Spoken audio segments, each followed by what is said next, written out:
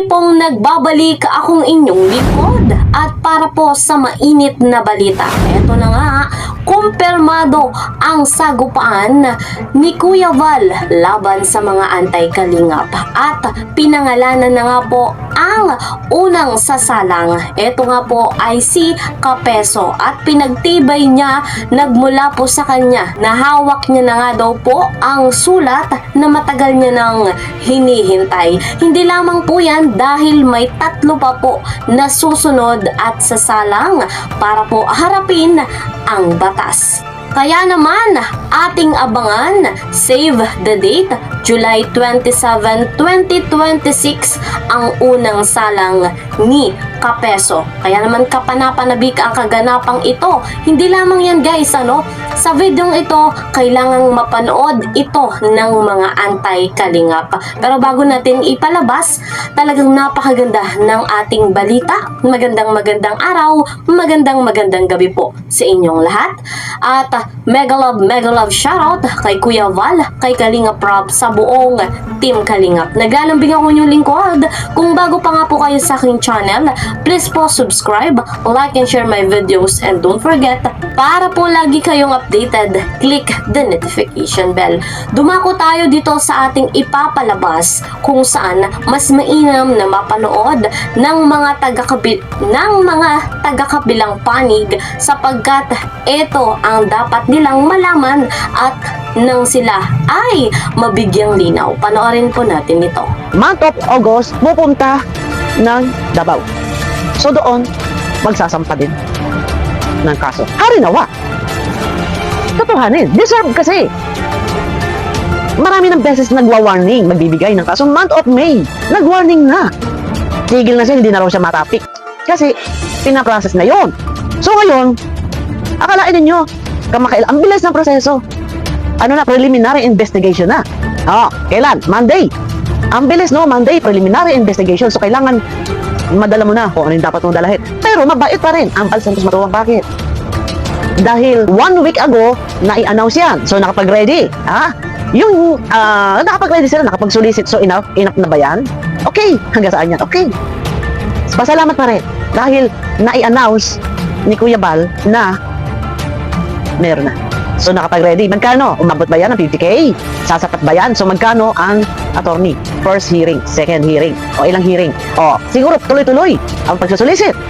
Pag nagkataon. Ngayon, Bicol pa lang yan. Paano nga kung sa province? Minabanggit si Kuya Val na 2 province. At ang aking pagkakaalam, base, ayon sa aking saga, ay meron nang na-submit doon alam nyo na, and appearance na lang ang kailangan month of August. May na-submit na doon, may representative doon na siyang nagkaasikaso.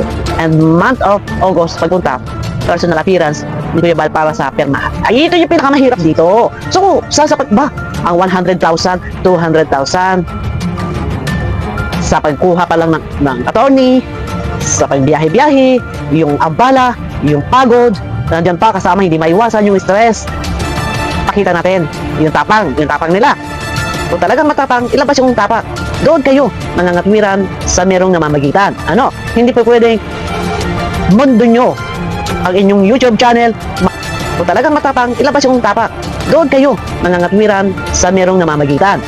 Hindi pa pwedeng mundo nyo ang inyong YouTube channel, malaya sabihin ang gustong sabihin, paulit-ulit na pangingialam pagpuna. Sabihin natin, ang babalahura.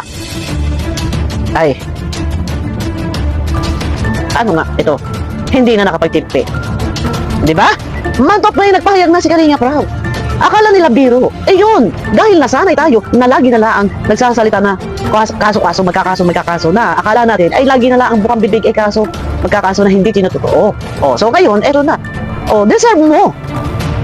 Dahil kung hindi ka bibigyan ng leksyon at hindi ito illegal action, hanggang kailan ang pangingialam mo? Content creator, may freedom of speech. Yan ba ang ikakatwiran? Tagpo na. Yan ba ikakatwiran? Pauli-uli, nakakasira ng programa. Di ba? So Tuloy yung pagtulong ng Kalingap Foundation, yung kanilang charity works, naaantala. Dahil, kaya nga natawag na charity vlogger, paano ang paraan ng pagtulong, ibibideo and then yung kikitain, charity pagtutulong. Kaya nga natawag na charity vlogger. So ngayon, ang mahirap nito, pati pag-charity nila, ang charity works, ang magbibideo, medyo, naaalangan na, naantala ang pag-charity. Dahil nga sa kapag i-upload ang video, may mga nakamata. Wala nang ginawa kundi ang phone na. Pagko sana matuwa tayo. No? Dahil may mga kababayan tayo na charity vlogger, yung mga kababayan natin na nasa laylayan, hirap sa pamumuhay, hindi halos matulungan ng gobyerno, meron charity vlogger na handang tumulong. Ang mga charity vlogger, masasabi ko sila kapartner ng gobyerno na lumilingap sa ating kapwa, bagkus pasalamatan. Ano ang problema? Ang sinasabi ng iba, di umano pinagkakakitaan. Hindi pa ba sapat na ang mga beneficiary, ilang pabahay iyan? Doon pa lang sa pabahay na naging pabahay ng Kalingap, malapit na mag 500, isang sapat na pruweba, resibo na sila ay, ang layunin ay tumulong. May nagawang pagtulong, pabahay, namigay ng kagamitan, pagkain, pera, pinapagamot, yung may mga depression. Alam niyo yan eh.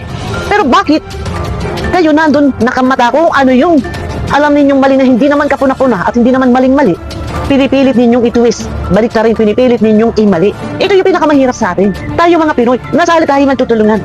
Kasi yung ginagawa ng charity vlogger, lumingap sa kapwa. Ngayon, anong nangyayari? Ini-highlight. Mali. Kumita. Yumaman. Nagamit. Nagamit daw ang beneficiary. Tuloy, yung mga tao na hindi pagka nakakita din ng akala nila ganun nga, nagpapaniwala. So marami yung mga nadidismaya kasi nga hindi nila naiintindihan na naniniwala sila sa galing ng sales talk ng ibang mga balahura.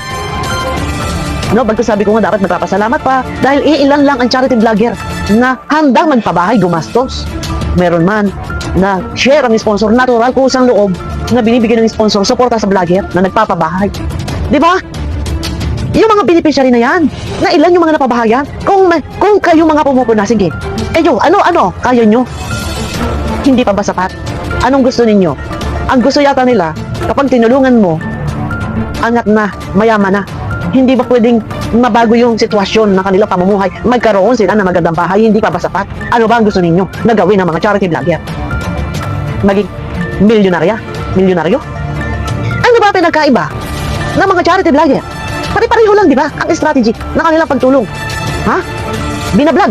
Pero bakit Kalingap yung kanilang pinakikialaman? Pare-pareho lang. Ang strategy, ang diskarte. Pupuntahan, ibablog. Natural, i-interviewin. Tatanungin, ano ang source of income? Wala po. Saka yung kumukuha ng pagkain mo, wala po. Pare-pareho lang eh. Pero ako'y taka, bakit Kalingap? Hindi sila makamove on. Pilit at pilit nila. Bubutasan. Alalabasin na masama. Wala naman ginawa kung hindi ang makatulong. Mabigyan sila ng magandang buhay. Diba? Pero masama pa rin ang charity vlogger na tumulong. Sasabihin nila yung kinita mas malaki pa. Ang lagay po pala, ang lahat ng kinita ay ibigay doon sa beneficiary na nibablog. Na ikaw, na vlogger, natural, pupunta ka sa liblib na lugar kung saan-saan, maghahanap ka ng matutulungan, babalikan. Siyempre natural panggas, pamasahe. Wala kang sasakyan, natural, kukuha ka sa sasakyan. Para kung may mga dala-dala ka mga bigas, kung ano-ano pa, lahat silipin, Kung ikaw nagpapabahay sa ibang tao, sarili mo hindi mo tutulungan. Kung ikaw nagbibigay ng mga pagkain, bigas, sarili mo, ikaw hindi ka titikim, kakain na masarap, hindi ka man lang hindi ka man lang lalata sa sarili mo, magbili ka na para sa sarili mo. Ayun yun eh. So ayun guys, credit po kay Madam Bopil sa kanyang pahayag, napakalinaw kung bakit talaga napakabuti ng Team Kalingap, kung gaano karami ang natutulungan ng Team Kalingap at kung bakit naman ganyan ang mga anti-Kalingap. So linaw ng mga paliwanag. Suportahan po natin si Madam Bopil sa kanyang ginagawang pagbibigay ng reaction video dahil sapul na sapul ang dapat masapul. At guys, mga Kalingap, napakaraming nangyari sa Kalingap. Pilit na pinababagsak ng mga anti-Kalingap, pilit binibigyan ng mga isyo na napakaraming paninira, lalo na sa foundation, lalo na sa charity, at kahit yung mismong kape ay sinisiraan nila. Maraming ebidensya na pinanghahawakan ang ating ama ng Kalingap, si Kuya Val Santos Matubang. Kaya naman talagang kapanapanabik para po sa Monday, sa Lunes, July 27, 2026. Ito ay matinding bakbakan kung saan batas ang mananaig. Talagang hustisya ang kailangan ni Kuya Val dahil sa ginawang pambubuli, pambabalahura ng mga anti-Kalingap. May 3 pa po na susunod at sasalang sa ganitong pangyayari. Kaya naman patuloy po tayong umantabay dito po sa ating vlog at sa mga kaganapan kay Kuya Val at kay Kalingap Rab. Hihintayin din natin ang panayam ni Kalingap Rab patungkol sa nangyayari ngayon. Sa ngayon, eto po muna ang ating update. See you po sa next video. Mag-iingat po kayo palagi at lagi niyong tatandaan, napakaigsi lamang ng buhay. God bless everyone. God bless Team Kalingap. Bye-bye.